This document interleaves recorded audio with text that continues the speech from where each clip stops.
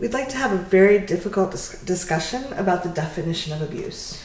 This is a really difficult topic, and so we're going to be talking about different definitions of abuse, what abusive behavior might look like, how to respond to abuse. If any of those are topics that are triggering for you, go on to the next video. This is Dr. Liz from Sex Positive Psych. This is Cathy from the Intimacy Dojo. So to start out, we have a definition from the National Domestic Violence Hotline. Abuse is a repetitive pattern of behaviors to maintain power and control over an intimate partner. These are behaviors that physically harm, arouse fear, prevent a partner from doing what they wish, or force them to behave in ways that they do not want.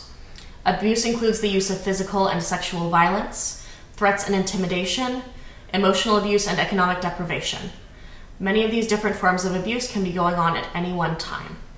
And if you think you're being abused or you're concerned about it, we really encourage you to reach out to professional help. Yeah. There are hotlines and resources out there. When we're talking about, one of the reasons we're talking about this right now is we know there's a lot of really amazing resources out there. One, we want anyone who is in a situation when they need help to get it.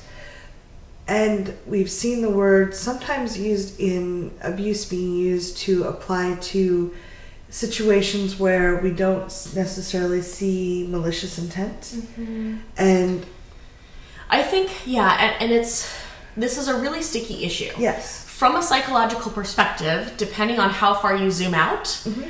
realistically, almost all abusive behaviors come from someone's own psychopathology, right? And so at what point do you draw the line between someone who is acting out of their triggers in a way that is unhelpful or toxic? Mm-hmm.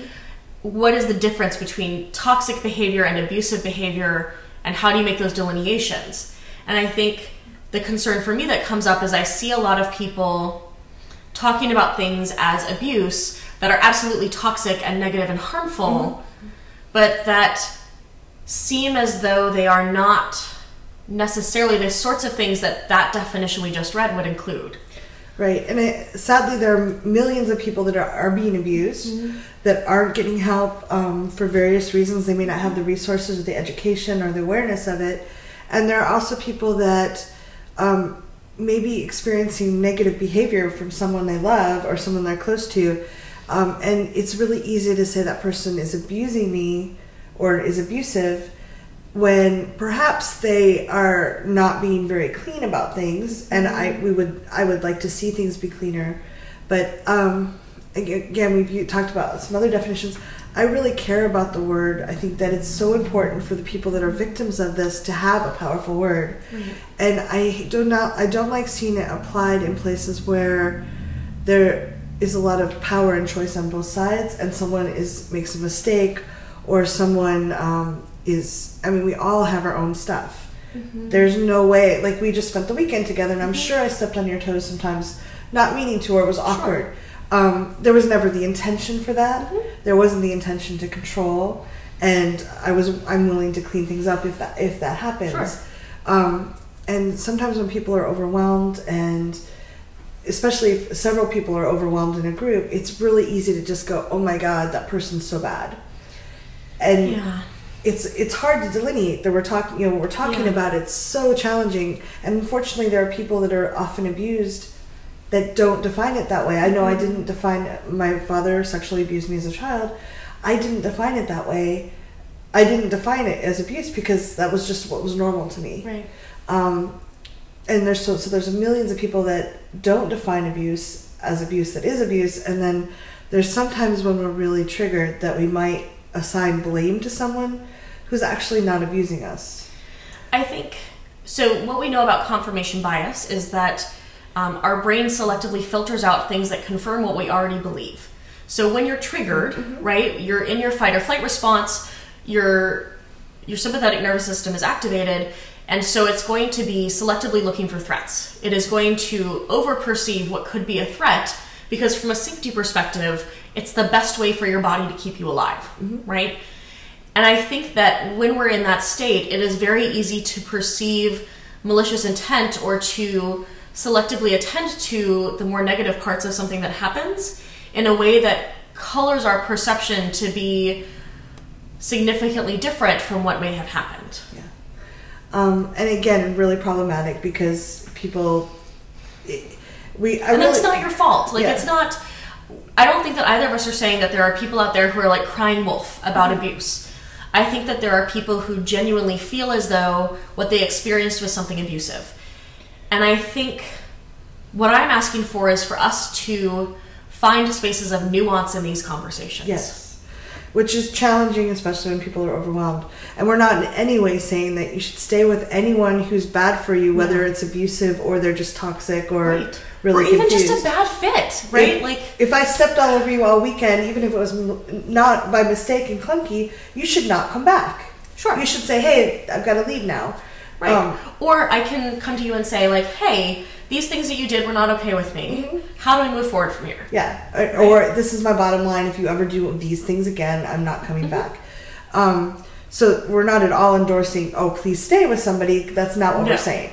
But there is a nuance. There are nuances of abuse. And as someone who was abused when I was a powerless child, it took a lot to reclaim that ownership of what happened. Mm-hmm. And when we use the word abuse towards something that's not necessarily malicious or intended, again, I think it weakens the word to a certain extent, and it also puts the person on the other side. Like if you just said I was abusing you, that gives me no way forward. Mm-hmm. I'm suddenly a bad person. Well, yeah, in particular situations in particular, right? Yeah. So if I say to you, like, I think that you abused me this weekend, right? And then I don't ever want to work with you again, right? By drinking Starbucks, right? And then I don't ever want to see you again, but I allow that there's a possibility for growth and change, or that this may have been an aberration, and I see you making strides to change behavior or learn new behaviors,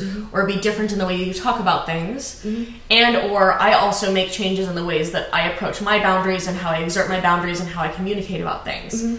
I think that's a very different situation than me coming to you and saying, you abused me all weekend, you're a terrible human being, no one should ever work with you again. Right. And yeah, that's a big difference. And you're certainly allowed to have your boundary and say, absolutely, I don't want to ever be with you, but just to decide for other people is, I think it's useful. There are times I'm really grateful to be in a community where people will call things out. I don't want to be with that person because of things that they've done. Or I don't want to be, I'll be more cautious and see how it is. But I want, one of my passions is that we can make mistakes and clean them up. And when there's people, abuse to me often implies a difference in power. And if I feel like there are powerful people involved that make choices, like I've been interacting with someone who was going through a really rough time and was really passive aggressive for a while. It was not fun, and I finally said no more of that. No more of the passive aggressive stuff. But the whole time the passive aggressive went on, I was choosing to show up. I was saying, yes, I want to continue this relationship. So to me, it was never abuse. It was never abusive. It was me showing up, and until I set a boundary and said no more, if that continued, and I would have had to leave for myself. And it's so hard because different people perceive their ability to leave very differently. Right. But I think it's also about a balance of power. Yeah, and I think there are some people who, because of their past trauma or because of, different circumstances in their lives or because of different demographics that they hold, feel more disempowered in general than other people. And so it's much easier for them to perceive that they are in a power differential situation, even when they may have choices that they aren't seeing. Yeah. So we don't have any, hard and fast rules about this, but we invite people to have, the nuances are really important, and our community is sophisticated enough that I think it's important to talk about. It's a very difficult discussion. Yeah. It's a very challenging discussion to talk about abuse and the nuances around it. And when is it to people engaged in a dialogue that's not working for them? And we all dance with each other. Sometimes we step on each other's toes. Is there malicious intent? Or are there people reacting to things going on in their environment? Yeah, there's, we'll put a link below for the Rashomon Consent Violation Incident Response Model.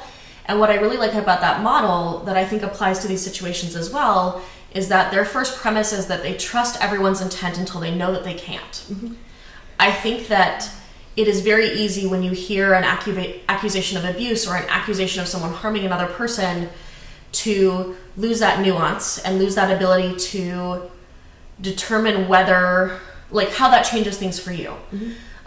In my view, if someone comes to me and says, this person you know did this thing that was abusive, my next step is to go out to that person and say, hey, I'm hearing these things about you. I need to talk to you about this because I need to know what was going on. I need to hear from them where they were at, what their perception is. Not because I think that they know more or better than the person accusing them of those problematic behaviors, but because I think that in a lot of situations, the truth is somewhere in the middle.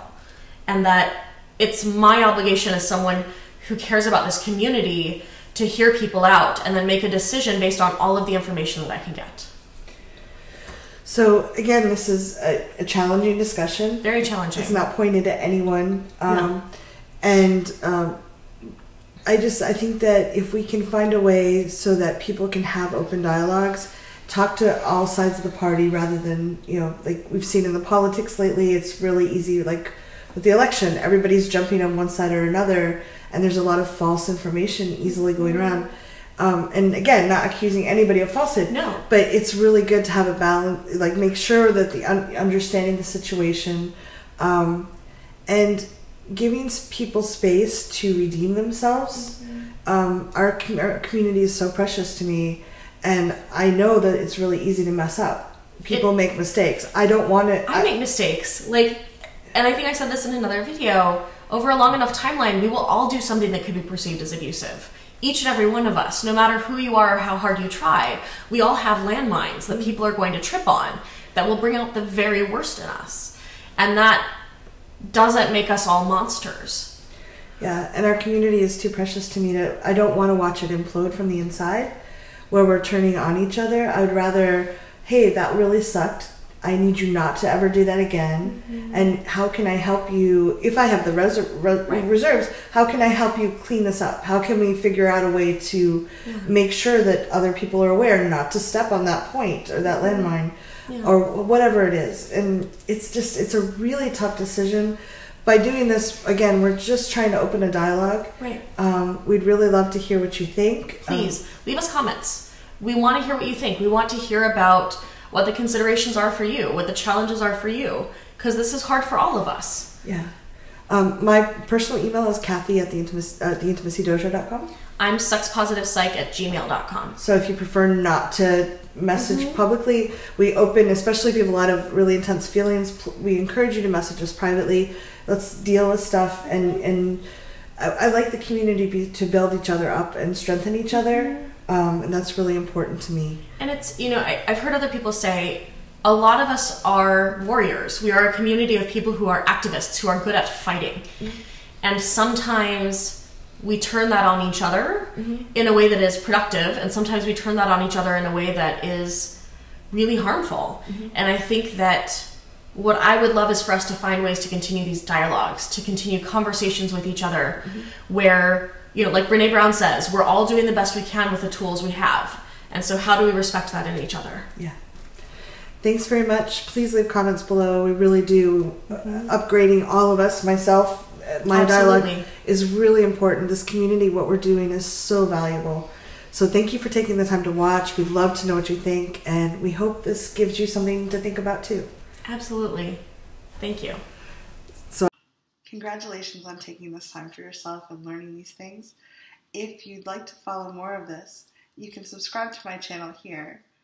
Social media is up here, and there's more videos of this type here. See you soon.